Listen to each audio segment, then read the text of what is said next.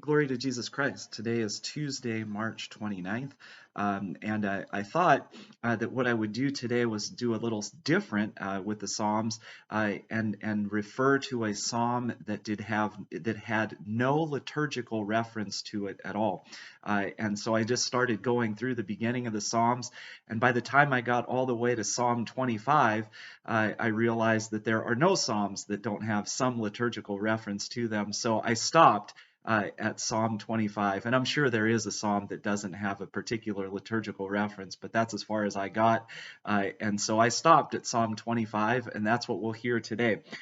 So Psalm 25, it says, "Judge me, O Lord, for I walk in my innocence, and by hoping in the Lord I shall not weaken. Prove me, O Lord, and test me. Try my reins and my heart in the fire. For your mercy is before my eyes, and I was well pleasing in your truth. I have not sat down with vain counsels, nor will I go in with those who transgress the law. I hate the assembly of evildoers, and I will not sit with the ungodly. I will wash my hands in innocence, so I will go about your altar, O Lord, that I may hear the voice of praise, and tell of all your wondrous works. O Lord, I love the beauty of your house, and the place where your glory dwells.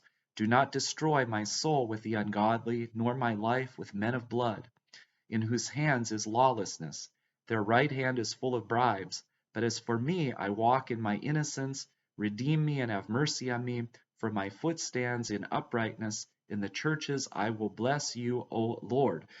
So that's Psalm 25. And we read that this is a priestly intercession of Jesus Christ to the Father at the heavenly altar on behalf of his churches. And since the priest is innocent, he intercedes on behalf of his churches, so they too will be innocent through God's merciful redemption as they worship around his altar. And so there's reference here in the end of the psalm that my foot stands in uprightness. In the churches I will bless you, O Lord.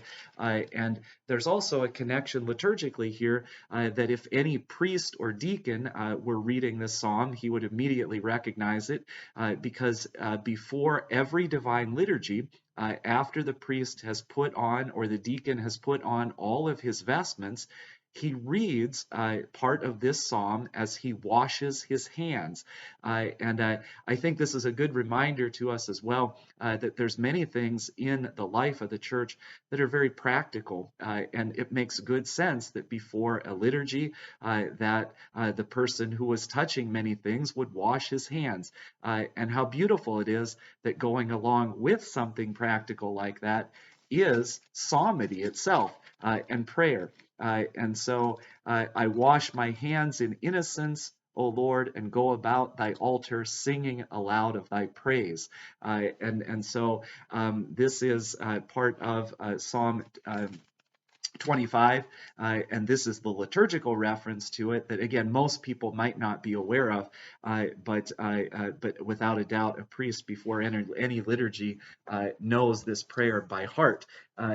So we also have a little bit of a commentary on the towards the end of the psalm, where it says, "O Lord, I love the beauty of your house." And so the blessed Augustine has something to say about that particular verse. He says, "This house of God is the church. As yet it contains wrongdoers," and I just paused there right away. It contains sinful people like myself. "But the beauty of God's house consists in the just, in the saints. He who advances in virtue must glory, not in himself, but in the Lord.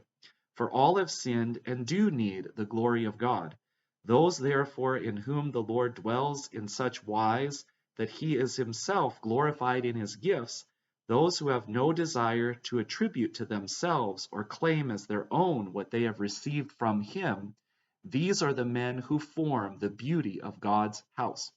The scriptures would not have drawn the distinction so deliberately had there not been others who possess God's gifts indeed, but who, far from glorying in God, glory rather in themselves. Doubtless they possess the gift of God, but they contribute nothing to the beauty of his dwelling. Those who participate in the beauty of God's house, in whom God's glory dwells, they form the abiding place of God's glory. And I think as we hear that, we have to hear about the liturgy itself and how beautiful the liturgy is, that we are in the house of God.